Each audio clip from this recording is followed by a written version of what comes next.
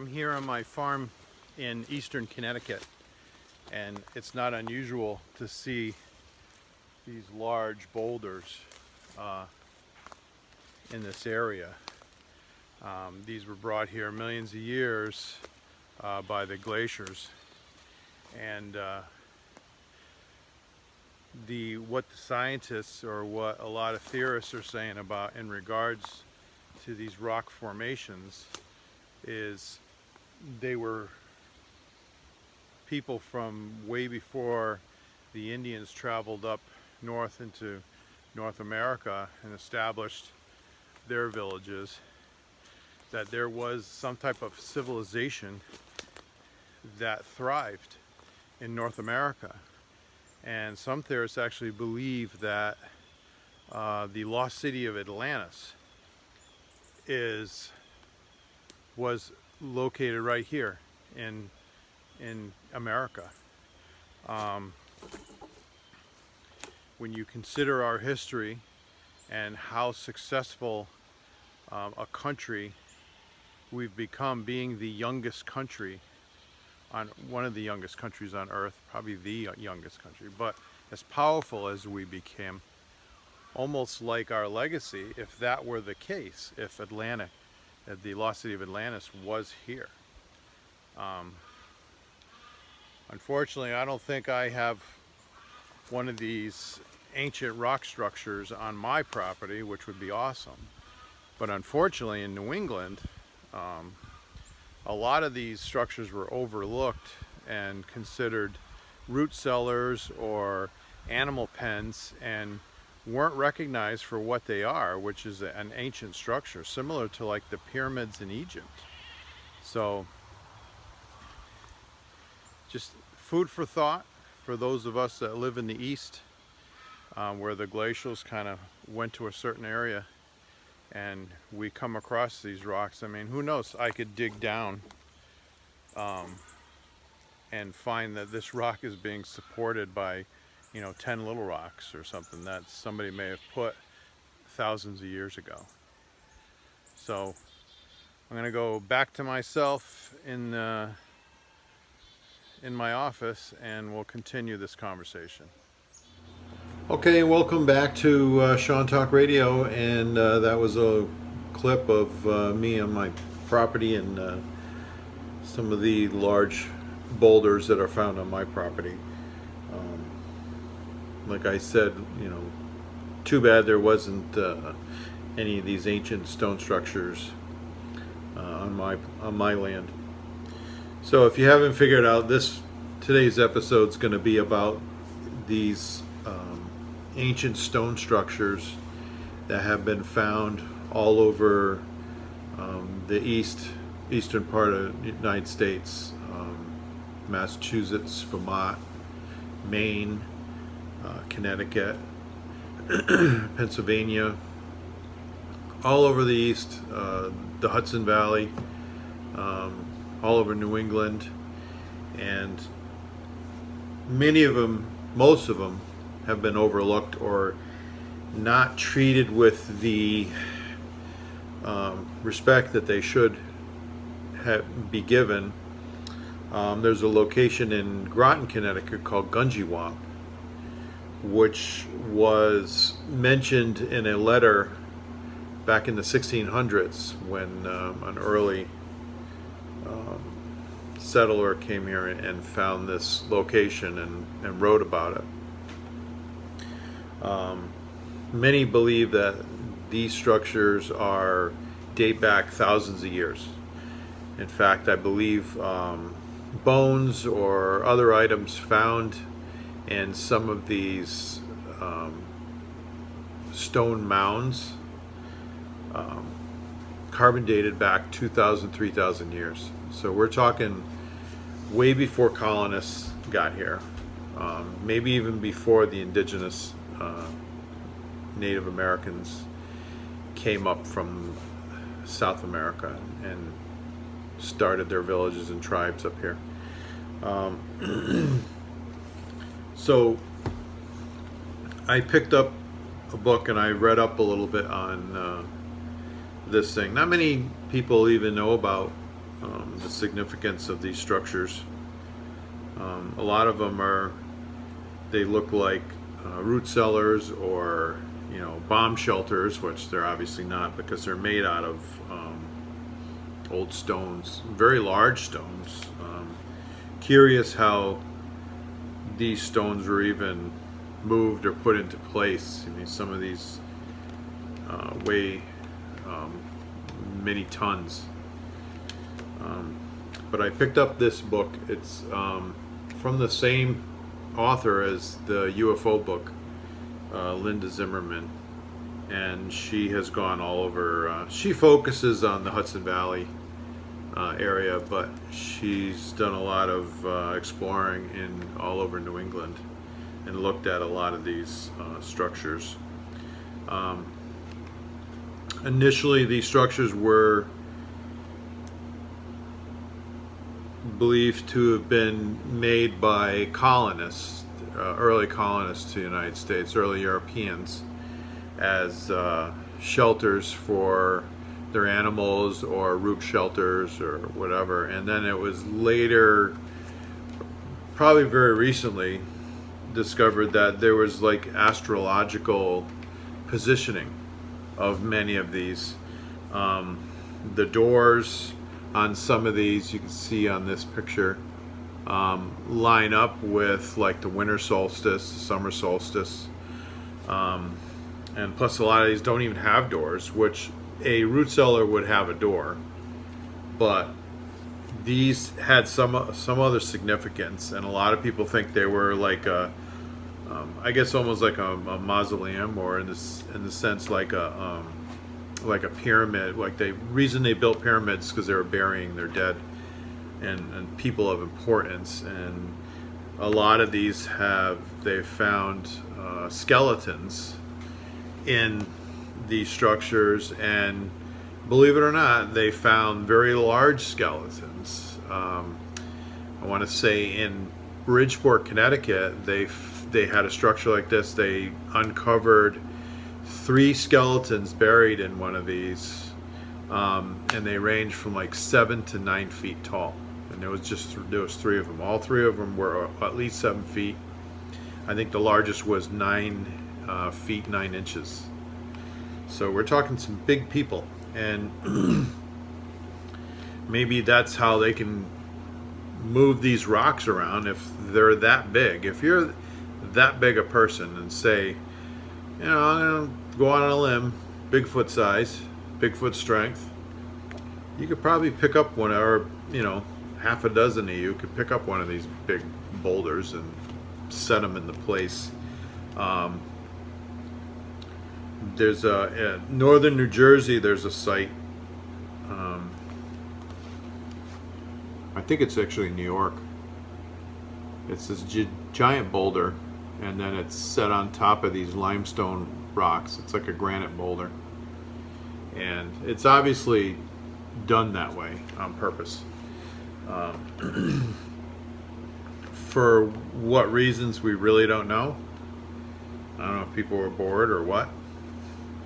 So what got me looking into this particular subject was a local farmer that I do business with on my old Yankee farm. He hays on his property that dates back, I believe the structures date back to the 1700s, but obviously, it goes way back. He's in Preston, Connecticut. And he had a guy, I guess, must have been doing like a Google search, because, people are like studying the Google Maps and looking for stone outcrops, and then they'll go to them in person and look at them and determine if it's one of these sites. And there's a gentleman approached this farmer and asked to look at the stone outcrop that he saw on his Google search.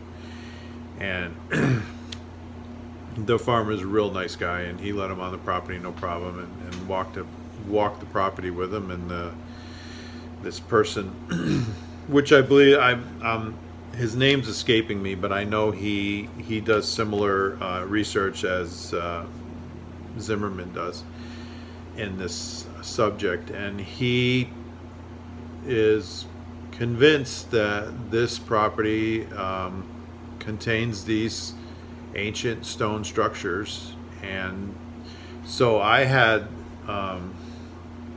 the farmer had told me about it, and he's like, hey, you should take a look. So I went up there a couple times. I'll show some video. I took some video. There's this stone wall that I came upon. That's not your typical farmer stone wall. If you look at the stone and just the way it's stacked, it's not a stone wall that I've seen like that in New England. It just has a different look to it.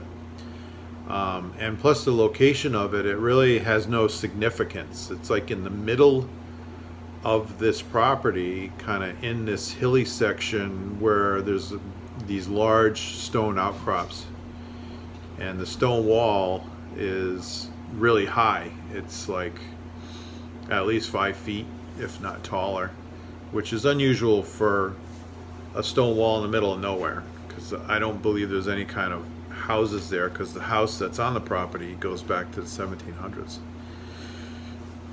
So I took and then there's these big boulders there's like these 4 large boulders that are kind of placed a certain way, and after reading this book, a lot of these stones were placed in significant locations as it relates to the rising of the sun, or the winter solstice, summer solstice, stuff like that.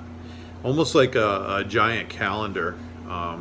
So these ancient people that may have made these sites or relocated these large boulders as a way of knowing what day it is, or the time of year it was, or when to put the harvest in, or when to when to plant your seeds, and they don't have calendars like we do, or our cell phones with reminding us. So I guess this is their version of a calendar. So I found and there's this one stone, and it should be in this video. It actually looks cut. It's got some really square edges and stuff, but who knows? We're talking thousands of years ago, so who knows if these were cut or not. And then I made a second trip, and I'll show this video, and it's actually in the intro. There's these huge boulders, giant. And then there's one boulder. It looks like it's almost fallen down, but it's being held up by obviously a man-made stone wall. There's no mortar, there's no cement or nothing. These are just stacked stones to hold up this, I don't know how many ton boulder. It's pretty big. And I believe, and it's like a little mini cave. You can go in there and you could get out of the weather if you that's what your intention was, or I guess it's a good place to to stay dry or whatever. But I believe this is what that gentleman was talking about on this property, that because that's what it's very similar to these structures that I've seen in this book, and the research I've done, the videos I've watched on these stone structures. So I guess what this writer is trying to kind of shine a light on these locations that were kind of overlooked for hundreds and hundreds of years by scientists. People hold like the pyramids of Egypt really highly, but it appears that we in North America have our own little ancient civilizations here. And like I said in that opening video, a lot of theorists believe that our country is a location of the lost city of Atlantis. If you look at how people described it, where it was located, it's almost like right here, New England, North America. Um, and like I said before, I mean, it explains why our country has become so successful as such a young country compared to the European countries, and how advanced we've become. We become a world leader so quickly in our history. Only formed a few hundred years ago, where these other countries are thousand years old, or however old, 500, 600, whatever.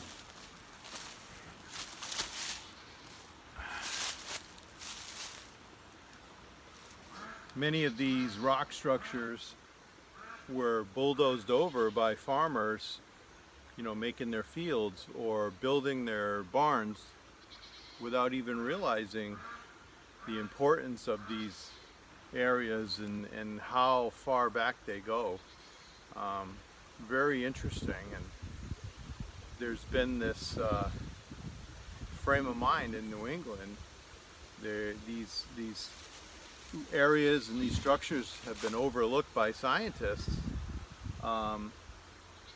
and so they don't get the priority that a lot of other locations get, and they're just starting to get recognized within the past 5-10 years, and it's still not where it should be. So next time you see a field, or if you yourself have property where you have a lot of rock structures, you should take a look at them and read up on these structures, and then so you can look at these with more of an educated eye and see if there is anything to this. You might see more and more of these places popping up as a destination place, a tourist area, once they're recognized and by the people that need to recognize these places and protect them from being damaged or destroyed. So just for me, it was pretty interesting, because I know I have those large boulders and stuff on my property, and it's like, wow, that'd be cool if I can, I only have about 6 acres here, but I have probably 2 acres that I've only walked a couple times, and I know there's some pretty large rocks, but I never looked at them after reading this book and doing some research on this. It gives me kind of fresh eyes to look at these structures and see if there's anything to them. I mean, they're probably not, but it'd be cool if we're definitely in the area where these things are located. Like I said, you got Gunjiwamp and Groton, which isn't that far from here, and then this place at this Preston farm, according to this guy that does this, he believes that that's what this is. These are ancient structures. So something new, a topic that I never thought about, but it's interesting to know that this is something that we weren't taught in school or history, or I mean, maybe there were school trips taking the Gunjiwamp, but I think those were they said they're from the Native Americans. They believe that they built those, but the carbon dating is showing much earlier, thousands of years ago, before the Native Americans even came up to this area.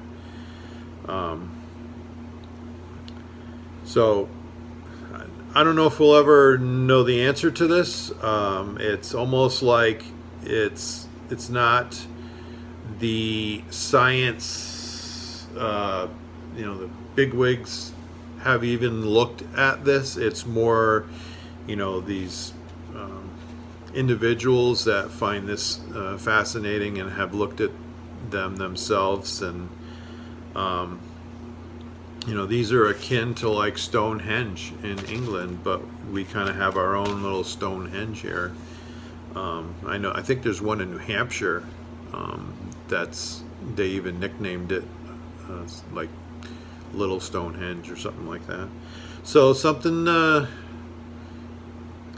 to make you think, and keep an eye out when you see a stone structure. Could be something of significance. If you have any comments or opinions of this particular subject, or you have any suggestions for things you would like me to talk about, maybe do some research on and do a show on, drop a comment. Make sure you like, and please subscribe to my videos, to my channels. It certainly helps out the algorithms for YouTube, and it gives me the opportunity to get my videos out further, because they start suggesting them as I get more subscribers. Check out my Old Yankee Farm YouTube channel. I just dropped another video a few days ago. We'll see you on the next program. Hey! Make sure you go to that subscribe button and click it.